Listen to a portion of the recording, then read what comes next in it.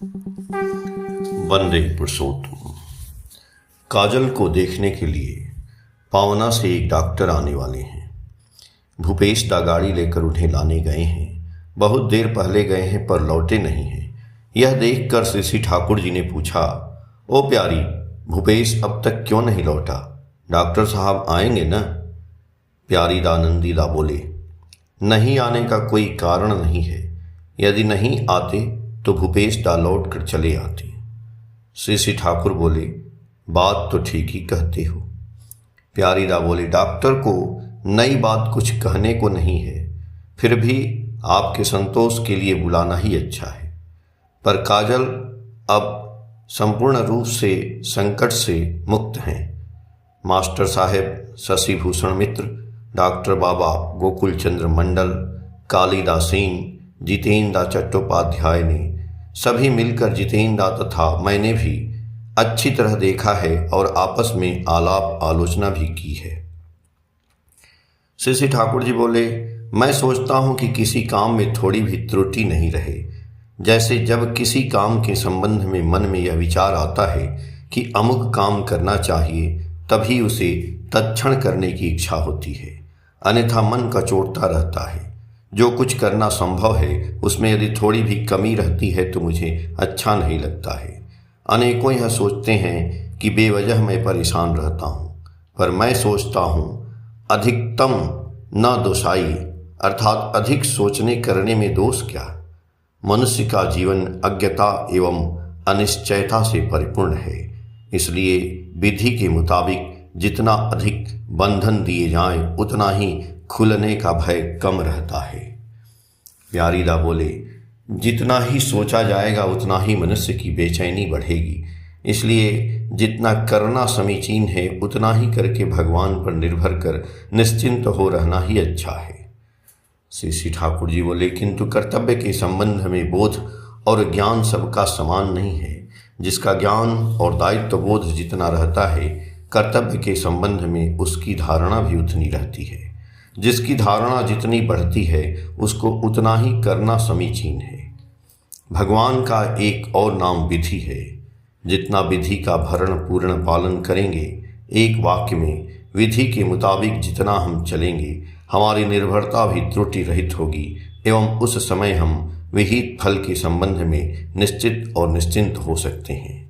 इसमें आलस्य या और कुछ नहीं करने का उपाय क्या है, यह मैं नहीं समझता हूँ।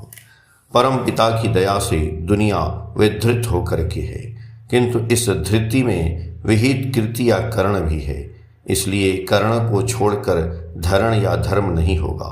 धर्म राज्य में आलस्य का कोई स्थान नहीं, फांकीबाजी का भी कोई कारोबार नहीं, बल्कि है continued, responsible, regulated, enthusiastic, active tenure, दायित्वपूर्ण, उत्साहदीप्त, अविराम विहित कर्म मुखरता, and that to feed and fulfil the superior beloved, और वह प्रेष्ठ के भरण और पूर्ण के लिए। कलकत्ते के एक नवागत भाई ने हंसते हुए कहा, ठाकुर, भाव के घर में भी चुपचाप लुक छिप कर दिल में सांत्वना लाभ करूंगा। हम लोगों के लिए एक ऐसा आश्रय भी आपने नहीं छोड़ा है। आपने सब कुछ स्मैश धूलिसात कर दिया है। ऐसा होने पर हम क्या लेकर बचेंगे? श्री ठाकुर हंसते हुए उत्तर दिए कि तुम लोगों के रहने का घर जिससे पक्का हो, बालू की बांध की तरह जिससे न ढह सके, इसके लिए ही तो प्रचलित भ्रांति का पर्दा खोलने की मुझे इच्छा होती है। परम पिता की दया तो है ही, यदि वह नहीं होती तो हम और तुम कैसे हैं, हमारा अस्तित्व संभव कैसे हुआ? उस दया की दुहाई देकर उनसे पीठ फेरते हुए हम यदि अज्ञता और मूढ़ता की सेवा करते रहें, उनकी ओर उन्मुख न हों, अपने वैशिष्ट के अनुसार तन्मुखी आचरण से यदि नहीं चलें, तो उनकी दया की दरिया में डुबकी लगाकर भी एक बूंद पानी नहीं पी सकेंगे। इसलिए तो इतना कहता हूँ और कितनी तरह से सावधान कर देता हूँ। रामकृष्ण ठाकुर कहते थे, उनकी कृपा रूपी हवा तो बह रही है, तुम केवल पाल टान दो। मैं समझता हूँ पाल टान देने का तात्पर्य है हमारा जो कर्तव्य है उसे पालन करते जाना। उनका पालन उच्छल होकर चलने की बात बिना कुछ किए होने को नहीं है बापू।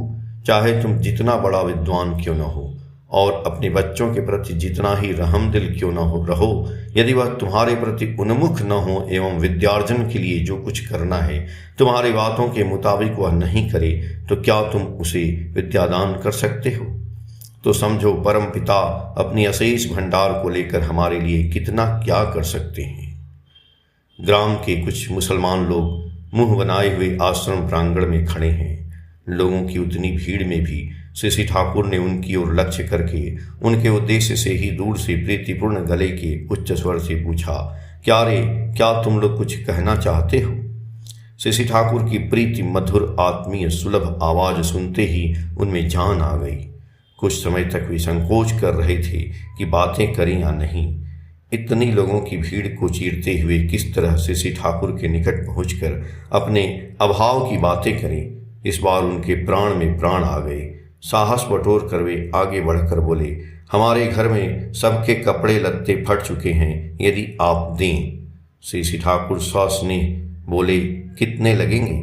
आपस में विचार विमर्श करने के बाद वे खुलकर बोले, पुरुषों के लिए 5 जोड़े और महिलाओं के लिए 5 जोड़ा कपड़ा रहने से काम चल जाएगा।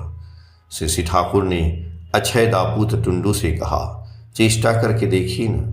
उनकी ओर देख कर बोले, जाओ इस बाबू के साथ जाओ, यह बाबू बड़ा दयावान है।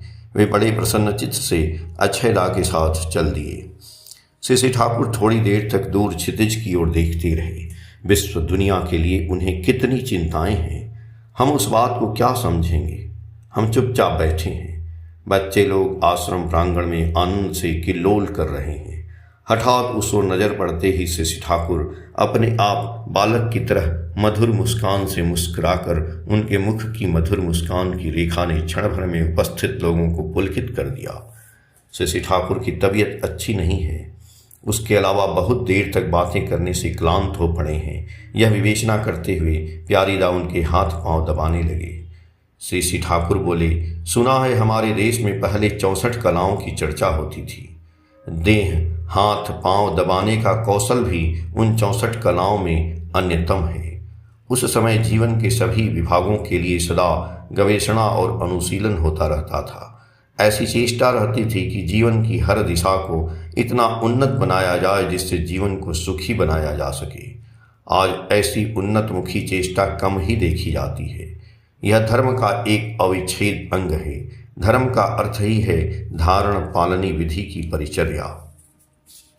वीरेंद्र भट्टाचार्य बोले, हमारे देश में इन सब कलाओं की चर्चा का लोप क्यों हुआ? श्री ठाकुर घूमकर पूरब दिशा में बैठते हुए कहने लगे, मनुष्य का जीवन के प्रति अनुराग जितना कमता है, जीवन वर्धनी बहुमुखी अनुशीलन भी उतना स्तमित हो उठता है। श्रेष्ठ प्रीति का सूत्र धरकर ही मनुष्य जीवन को उपभोग कर सकता है।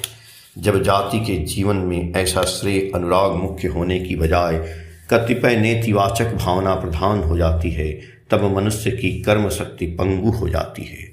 उन्हें न उत्साह मिलता है, न आशा और भरोसा ही। काम की सार्थकता समझ नहीं पाते हैं।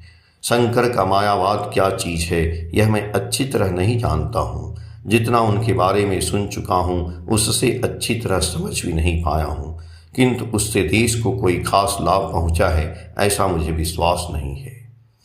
ब्रह्म सत्य जगत मिथ्या कहा जाता है, किंतु यदि ब्रह्म सत्य है तो जगत मिथ्या कैसे हो सकता है? जगत परिवर्तनशील है, यह बात सत्य है, किंतु इसकी गति है। जो चल रहा है वह अस्तित्व विहीन है। इस बात को हम कैसे मान सकते हैं? पर यदि कोई इस ढंग से कहता है कि जो गति के जरिए चलायमान है, जो वृद्धि की ओर आगे बढ़ती है, तो यह बात सत्य मानी जा सकती है। गति यदि वर्धन का कारण नहीं हो तो क्षय का ही कारण होगा, पर वह गति निरर्थक तथा मिथ्या के बराबर ही होगी। इस बात को मैं समझ सकता हूँ। ब्रह्म में है वृद्धि और जगत में है गति। ब्रह्म सत्य जगत मिथ्या जैसी उक्ति के बजाय मुझे सर्व खलविदम ब्रह्म उक्ति मुझे अच्छी लगती है। जगत की वृद्धि का यदि कोई बाधक है तो उसे भी नियंत्रण कौशल से वृद्धि के अनुकूल बनाना होगा। उसे ही धर्म कहा जाता है, उसे ही ब्रह्म प्राप्ति का साधन कहा जा सकता है। जय गुरु।